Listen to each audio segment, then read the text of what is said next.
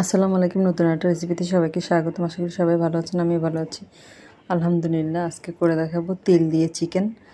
তিল চিকেন, এই জন্য আমি মুরগির বুকের মাংস এরকম টুকরো করে কেটে নিয়েছি। কেটে আমি ভালো মতো ধুয়ে নিয়েছি, পানি ঝরিয়ে নিয়েছি। এই যে এরকম টুকরো করে কেটে নিয়েছি। এর সাথে আমি দিয়ে দিব আদা রসুন বাটা 1 চা চামচ, স্বাদ মতো লবণ, মরিচের গুঁড়া 1 চা চামচ, জিরা গুঁড়া 1/2 চা চামচ, গরম মশলা গুঁড়া 1/2 চা চামচ, আর এখানে 1/2 চা চামচ থেকে কম কালো গোলমরিচ গুঁড়া, আর লেবুর রস দিয়ে দিব 2 ফালি।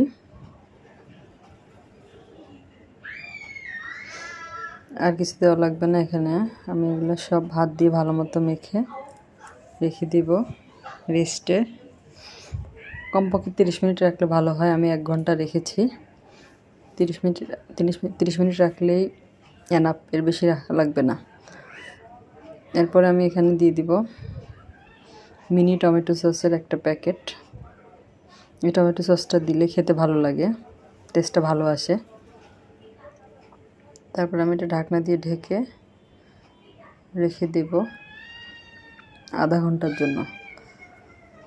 যারা আমার ভিডিওটাতে এখন একটা লাইক দিতে ভুলে গেছেন, তারা একটা লাইক দিয়ে ভিডিওটা কন্টিনিউ করেন। তারপরে 1 ঘন্টা পরে আসলাম আমি ফিরে। এখানে আমি চিকেনের সাথে একটা ডিম দিয়ে দিলাম।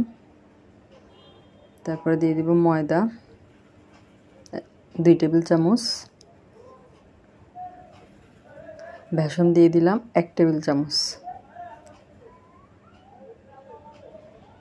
দিয়ে সব কিছু একসাথে হাত দিয়ে ভালো মতো মেখে নেব। আমার ভিডিওটা যদি আপনাদের ভালো লাগে তাহলে আমার চ্যানেলটা প্লিজ সাবস্ক্রাইব করে পাশে থাকা বেল আইকনটা চেপে দিবেন, যাতে আমি পরবর্তীতে যত ভিডিও দিই তার নোটিফিকেশন সবার আগে আপনাদের কাছে পৌঁছায়। আর যারা ফেসবুক থেকে দেখছেন তারা পেজে ফলো দিয়ে রাখবেন, লাইক কমেন্ট শেয়ার করে আমার পাশে থাকবেন।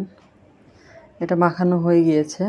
এদিকে আমি যেহেতু তিল চিকেন, আমি এখানে রোস্টেড তিল নিয়ে নিয়েছি একটা ছড়ানো প্লেটে।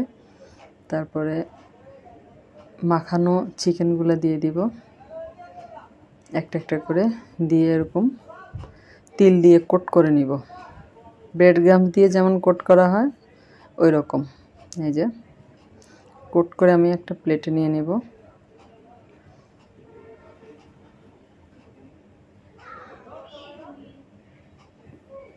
এভাবে আমি কিছু করে নিয়েছি, যেগুলো এখন ভেজে দেখাবো আপনাদেরকে। তেলটা মিডিয়াম আঁচে গরম করে নিয়ে তারপর দিতে হবে। আমার তেলটা একটু বেশি গরম হয়ে গিয়েছিল। আপনারা যখন বানাবেন তখন তেলটা, চুলার আঁচটা মিডিয়াম রাখবেন।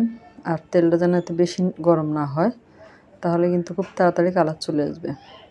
আমি চুলার আঁচ কমিয়ে দিয়ে বাকিগুলা এভাবে ভেজে নিয়েছি। এই যে এগুলোতে কালার অনেক সুন্দর আসছে আমার। এটা খেতে অনেক মজা লাগে। আপনার বাসায় এভাবে করে দেখবেন, বাচ্চারা অনেক পছন্দ করে।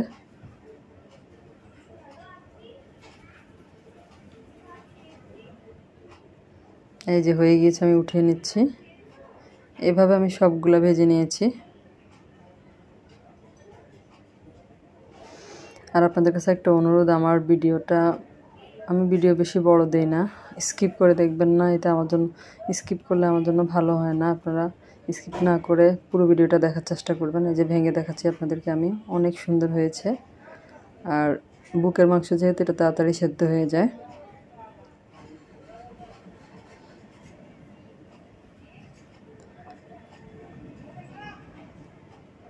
আজ এই পর্যন্তই। আল্লাহ হাফেজ।